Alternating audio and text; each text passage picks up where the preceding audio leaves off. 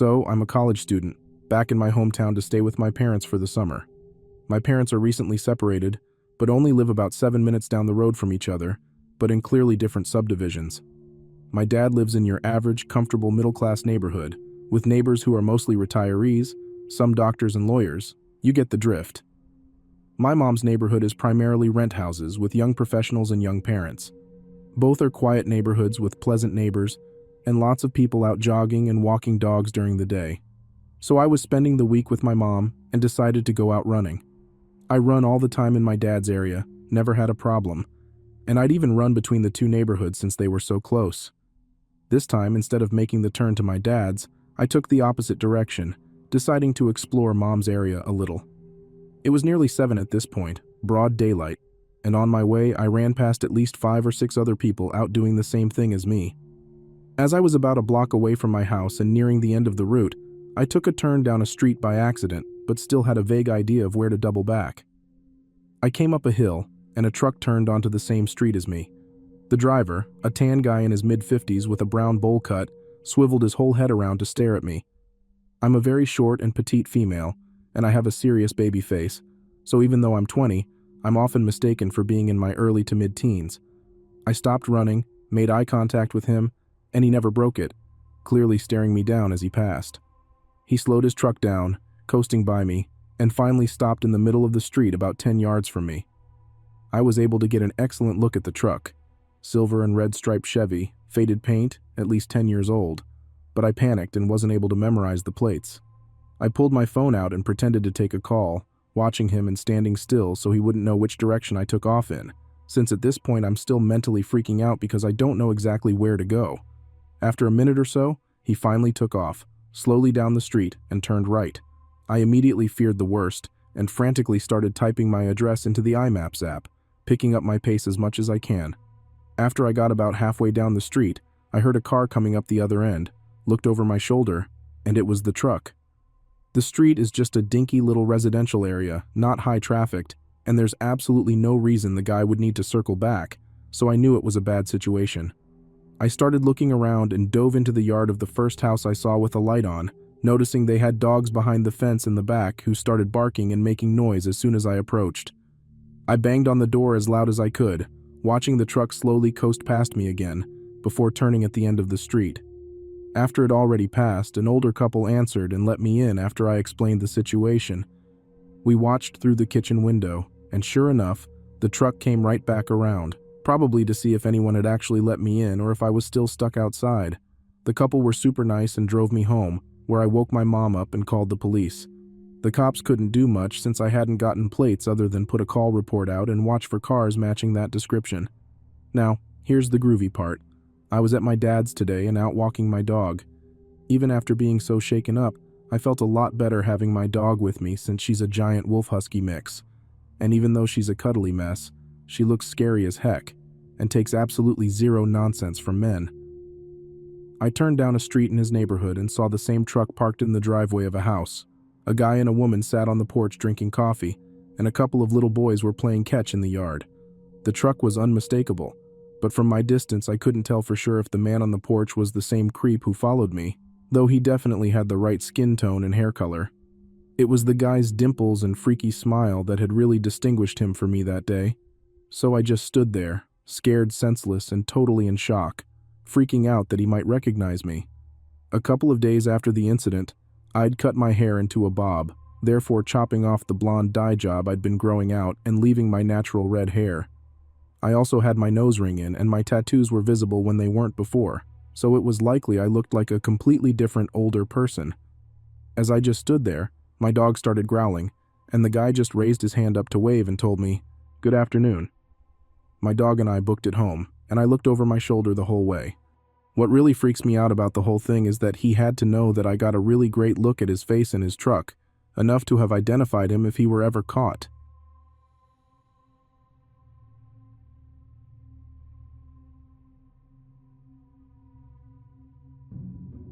This happened when I was about 18 years old. I was big into running back then, and lived in a town that was a suburb, but had big swaths of farmland, as in smallish tomato and strawberry fields, not huge never-ending wheat fields. I preferred running on the dirt at the edges of these fields because it was a lot easier on my legs than running long distances on concrete or asphalt, and I was usually training for half marathons, 13 miles for those who aren't insane enough to think running is fun. This particular day, I was planning to run an easy 6 miles. I told my mom and she suggested I do a loop and meet them at the dog park about 3 miles from our house as my halfway point. This is the pre-cell phone era, but being careful, I took a walkie-talkie my dad always used, and my mom took the other one. Now, the walkie-talkie had a range longer than the ones my brothers and I played around with when we were younger, but it definitely did not work 3 miles away, and I honestly had no idea what its exact range was. So, I took off on my run. I planned to go on the sidewalk for a little bit until I got to the fields. I think it was lettuce or something then, but short small plants. I'm running in the dirt with the road a few yards to my left. I have to run south and then turn right onto a slightly smaller, less traveled road to get to the dog park. As I'm running on the first dirt part, my parents drive by and, being dorks, they honk and wave and yell at me. I wave, and then soon after make my turn onto the smaller road. I start noticing how quiet this street is and how few cars are passing me. Then I randomly start thinking to myself, if someone tried to do something I could run to those houses. No, they're so far away I'd never make it. Then I hear a car. But this one doesn't pass me like all the others. I hear it slow down so that it is behind me, just out of my peripheral vision. My senses go super alert, and I immediately realize what a dumbass I was to pick this route because I'm stuck out here with no one to help me and nowhere to hide. The car starts speeding up enough so that it's next to me, and I glance over and see a man. Middle-aged, white, dark hair. Totally normal looking, but I get a chill down my spine immediately. He sort of leans over into the passenger seat and says in a super sweet voice, "Hi. Where are you going? Do you need a ride?" I am scared, and I realize this is not good. Admittedly, nothing has happened yet, and he could be totally innocently just wanting to chat, but my intuition is in overdrive telling me I'm not safe. I hop over the ditch, thinking at least that will make it harder for his car to follow me if I need to take off across the field to try and make it to those houses in the distance. This pisses him off. He guns it, and gets closer to the ditch and in front of where I am.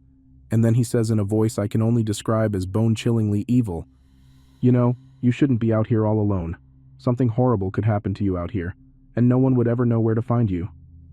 He has put his car in park and is taking off his seatbelt when I remember the walkie-talkie. The piece of crap is all static because I'm too far away, so I immediately turn down the volume and say, "Hey Dad, yeah, I see your car. I'm over here by this red Buick, do you see me?" There was no car coming from the direction my parents were. And when I had started talking, there was no one behind us either. But by the grace of the universe, at that exact moment, a car turned onto that road. The guy saw it, looked at me, and sped off so fast he left skid marks. I have never run faster in my life, and I was looking behind me every few seconds and thought he'd be waiting for me at every intersection I had to cross. I was shaking. I was so scared and relieved when I got to that goddamn dog park. I told my parents everything, and my mom called the cops. They took a statement but said it would just help if something actually happened to someone else. The weird part was, I was having trouble getting my story out. I was so upset, and before I gave a description of the car, the cop asked, "Was it a red Buick?" He wouldn't tell us why, but that just added to my feeling that I had narrowly escaped something awful.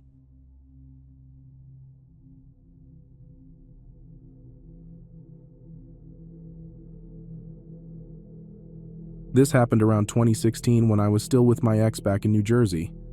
He lived right by a bus stop where I'd frequently park my car and take buses to and back from NYC. What's unfortunate is that the later it is in the night, the longer time gaps are in between pickups. I went out with some friends one night and decided to catch the last bus back to NJ at 3:30 a.m. About a couple of stops in, I was so tired that I fell asleep and missed my stop. I didn't think it was a big deal because I woke up only one stop after mine. It was about 5 blocks away, but blocks in NJ are not like NYC blocks at all. They're far from each other, so overall it was about a good 10 to 15 minutes walk. 2 blocks in, I saw a jogger on the other side of the street from me. I remember thinking to myself, what a weird time to be taking a jog. It was 4 a.m., but suburban people take jogs at crazy hours. Plus, he was a bit further up, so he definitely couldn't see me. Here's when things turned creepy. I noticed him jogging and running up to a house. I felt relieved because I thought he was walking up to his house, but of course I was wrong. He stopped right in front of the window in the middle of the front lawn of the house and jogged in place for about 30 seconds. Can you picture that? A guy looking into the front window of a house just jogging in place. And within those 30 seconds, he dropped his water bottle and picked it up 3 times. He then would jog to the next house and do the same exact thing. Jog in place, drop his water bottle, and pick it up exactly 3 times. Yeah. At this point, I was freaked out and sober from the adrenaline. I kept it cool and continued to walk behind him on the other side of the street. A few seconds later, he turned around and looked directly at me. I froze, but before I could say anything, he ran off to make the next right into the next block ahead of him. I was so confused and sweating from fear, but I was only 3 blocks away, so I had to keep going. As I was passing the block, he made a right on. I peeped to see if he was there, and turns out he was doing the same, jogging in place and dropping water bottle 3 times thing on all the houses on that street. So now I knew there was definitely something wrong with this guy. I started jogging towards my ex's house. 2 blocks away, I felt like something was telling me to turn around. When I did, I saw him. He was jogging on the same side of the street as me, behind me now. As soon as I turned around, he ducked off to hide behind a bush.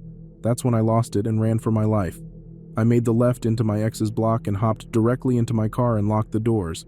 I leaned my seat all the way back and laid there for what felt like the longest 30 seconds of my life. I had to catch my breath.